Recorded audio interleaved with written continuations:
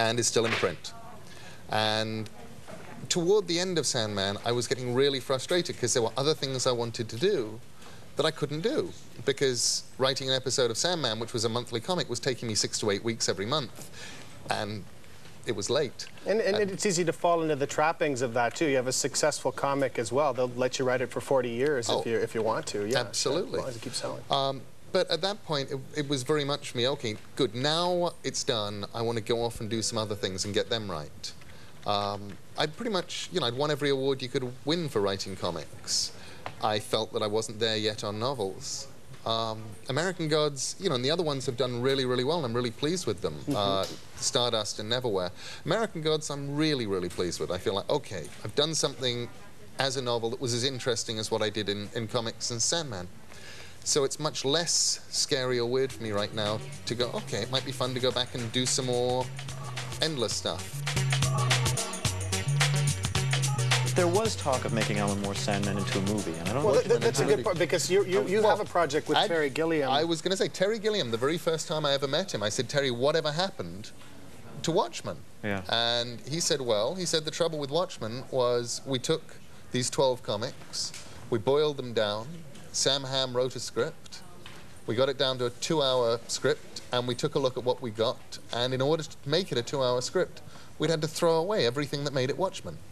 It was just a superhero story at that point, and there wasn't much interesting left. I wish they'd done Watchmen as like a 12-hour miniseries. Well, That's how they should have done it. A proper finite British television series with hardcore American financing might have been the way to go with that one. It really would have been the way to go. But right now, we've got Terry Gilliam doing my book Good Omens that I wrote with Terry Pratchett.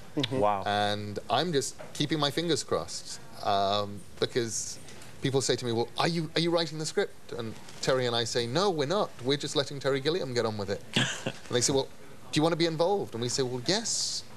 When it gets to the premiere, we want to go and eat popcorn, and we want to sit in the front row, and maybe somebody can bring us Coca-Cola. We'll be, sign autographs. We'll sign autographs. Fancy finger sandwiches, yeah. But as far as I'm concerned, I would rather see a bad Terry Gilliam movie than a good Steven Spielberg movie any day. And I hope Terry Gilliam makes a great movie out of Good Omens. And even if he doesn't, still enjoy it. Yeah, you guys. We've got a call from Michelle, come from Edmonton. Hi, Michelle. How you doing? Hi. Just want to say, Neil, your work is fantastic. My husband got me hooked on your comic books years ago. Well, thank you, Michelle. And he wanted me to ask you if there's any word on the Death movie. The word on the Death movie is that I handed in the first draft on the script of Death, the High Cost of Living on the 1st of April this year, and I got a go-ahead to go to second draft on the 19th of June this year, which also happened to be the very first day of the American Gods signing tour, which I've been on ever since. So it ends on Thursday, and probably on about Monday I will roll up my sleeves and settle down and do the second draft of the script. I'm attached to it to direct. I'm contracted to direct. Whether that means it'll actually happen, I don't know. The only thing I know about Hollywood is mysterious and unexplainable things are always happening there. Michelle, can I ask you? Yeah? Michelle, I'm just wondering, did you ever go into a comic book store before you got into Neil Gaiman's work? Oh, no. Strike one. That's great. Another question, if you don't mind. Have you ever considered writing a novel about the Endless? Every now and then I've thought it might be really fun to do a story. I actually snuck one character into American Gods who people keep coming up to me and saying, is that character who turns up at that point in San Francisco, is that really Delirium? To which I keep saying, well, obviously not, because Delirium is a copyright character owned by Warner Brothers.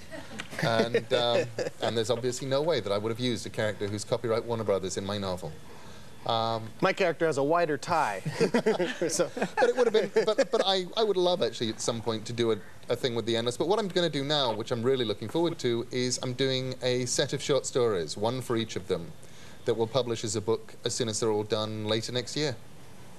Oh, fantastic! Well, thank you again for all your work, and it's been a joy reading it. I'm halfway through American Gods, so. Are you enjoying it? Oh yeah. Oh, good. Okay, Michelle, stay on the line. Actually, we've got three other works by Neil right over here, and we'll give you one. We'll send an autographed copy, give it to your husband, or you can fight over it. Oh, that sounds great. Okay. Thank you. We've got to go, but I want to throw out an open invitation to you. Whenever you're in town, you come on to talk about any subject whatsoever. If you like to, I'll give you my card. Say, yeah, I'm up for. Let's have a go at you know, whatever subject You're you'd on. like to talk This about. is enormously fun. Yeah. Thank you, Roberta.